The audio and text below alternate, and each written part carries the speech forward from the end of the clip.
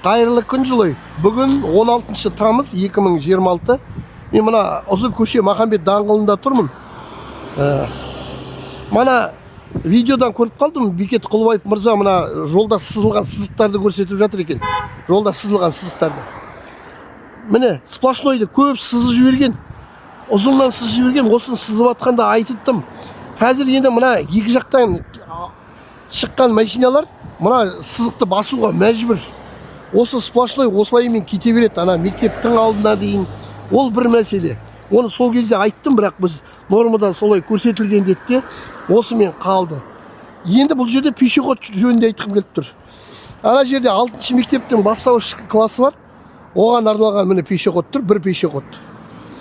Мына жақта нөмірі 1-ші мектеп бар. Оның ода пешеход бар. Оған дейін бұл жерде пешеход жоқ.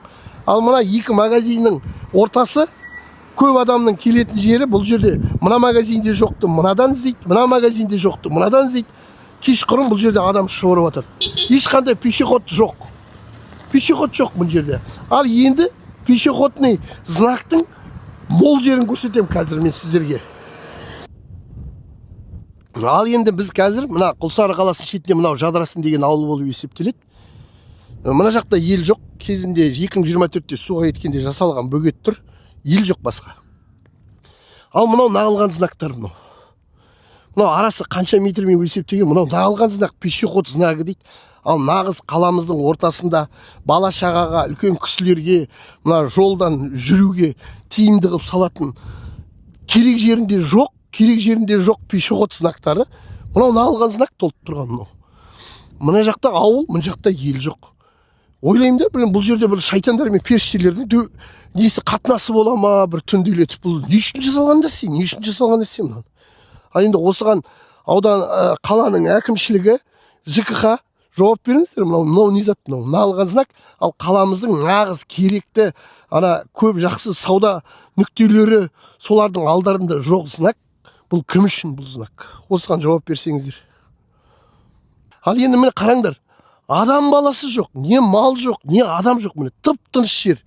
Ал енді бұл жерге пешеход, мына жақта үйлер бар, мына жақта ештеңе жоқ. Нағылған пешеход кім қайда барады бұл пешеходпен?